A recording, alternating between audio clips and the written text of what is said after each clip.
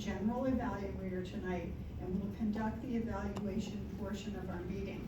I will be calling on our evaluators and grammarian who will give feedback to our speakers.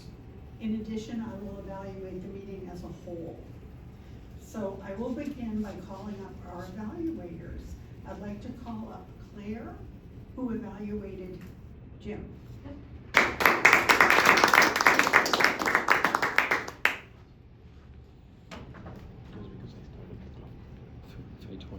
I would like to call on Jim, who evaluated Jeff. I think I have that. Yes. Okay. I'm general evaluator, and most importantly, Jeff. I'm gonna go stream of thought on this evaluation. Moment of forgiveness. The first thing is that some of the wording used was, I don't know if you were quoting it or pulled it from somewhere. If you weren't, it was extremely impressive. Invisible armor, forgiveness is emotional sovereignty, passion without naivete. That's just a few of them. But you know, as far as being the grammarian, wow, you can't get any more better and sophisticated than that. Second thing I'll mention is your pauses, your very effective pauses. And for those of you in the audience, a way to add emphasis without adding emphasis is just a pause. 1 1,000, 2 1,000, and then move into your next thing. That helps keep the audience very, very engaged in what you're talking about. Jeff, I thought you had really good body language with your hands and your head movements. I thought that was very effective in helping your speech and adding more weight to the speech. I'll mention something about the podium. You were behind the podium, and there's no problem with that.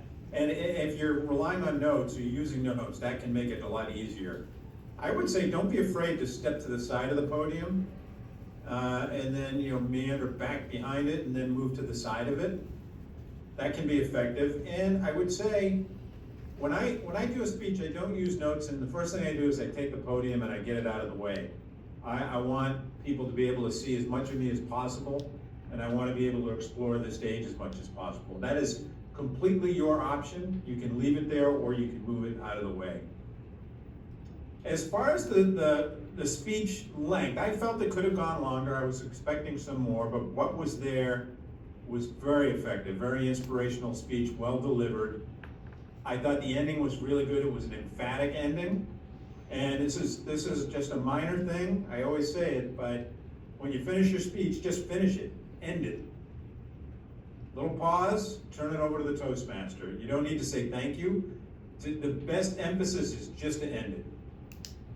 Little pause, and that will really let it sink in with people. Again, inspirational speech, well delivered, Jeff. Look forward to the next one.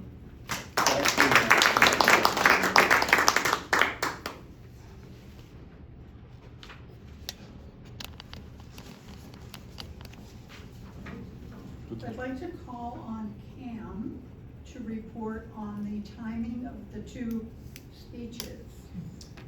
Okay, we have Claire with 3 minutes, 20 seconds. And then we have Jim with 2 minutes, 30 seconds. Okay, evaluators, I should have said. Yes. Thank you. Very good.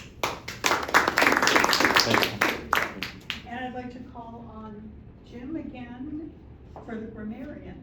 I believe he's the grammarian tonight. Yes, okay, I'll run down the grammarian's report. First thing, word of the day. Nugatory. Man, I wanted to say it, and I just kept missing it. There were no nugatory uses of nugatory. We had Gordon and Rich, and I must have missed 1 or 2 people. Did I miss anybody? Mary, did you say it? Did you use it? I did not. No?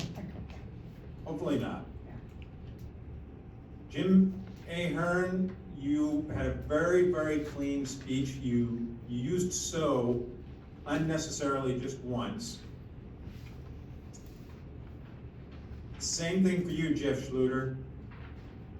Dionis, you had about 6 ahs, and you did lead off with so a couple of times.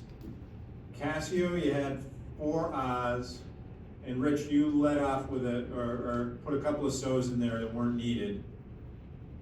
that was what I got. I didn't manage to get everybody, but it was most other people were pretty clean, if not completely clean, so that wraps up my report. Madam General Evaluator. Thank you, Jim.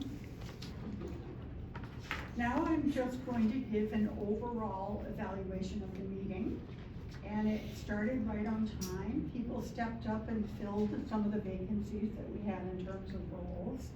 But I have to say, this was the most fun, friendly meeting. They get better and better.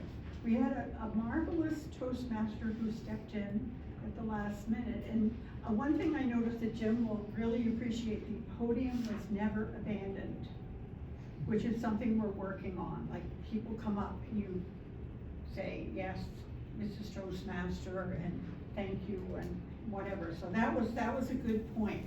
But I love the fact that Gordon involved all of us in a little bit of commentary between each of the roles and before the roles. So he was very engaging.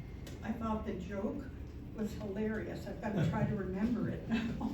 The thing I need to find out is what happened to the first bird? The one she hit with a golf ball. Do we know? I was like, what happened to that bird? I know the second one came and interfered with everything. First one's in heaven now. Yeah. Yeah. Must have been it. It had to be And, out tonight. yeah. The speaking tip I thought was really good, listening to yourself. I know when I've heard myself, I've been interviewed on the radio a few times because I've written a couple of books, and I don't like the way my voice sounds, but I don't think you can change that. I think it's hypersensitivity. And I've noticed when I go through drive-throughs now, the people can't see me, but they say sweetie or honey. And I don't know if that's a compliment or an insult. In fact, the gal at Dunkin' Donuts called me Lovey the other day. So, let's see. That's What probably else the have we other done? things, right? The timer reports were great. I mean, having a guest step up, and I haven't done timer yet. That to me freaks me out. It seems complicated with the different colors and things like that, but that was all great. Our speakers were so interesting as well. I mean, Jim, I was so inspired by yours because I think I totally identify with, after you have one phase of your life that's done for the most part, then you don't want to lose the confidence that you had. And being able to stand up, or people would say, do you mind saying a few words? Always being prepared to do that, I think. And that's what makes this so special. And as always, Jeff is so poetic. I mean, I think you're going to be the next Robert Frost, eventually. Robert Frost. Oh, Okay, boy, you're you guys. joking. Oh, okay. The road less traveled. So they were wonderful. I loved Dionys's table topics. I loved the surprise, the twist.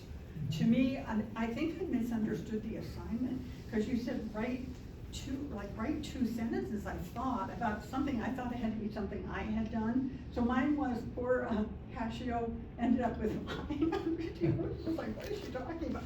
I was writing about what I liked about being a newspaper editor, but I just loved the fact it was just like brain surgeon, machine operator, but I just liked the surprise part of it. That was really clever.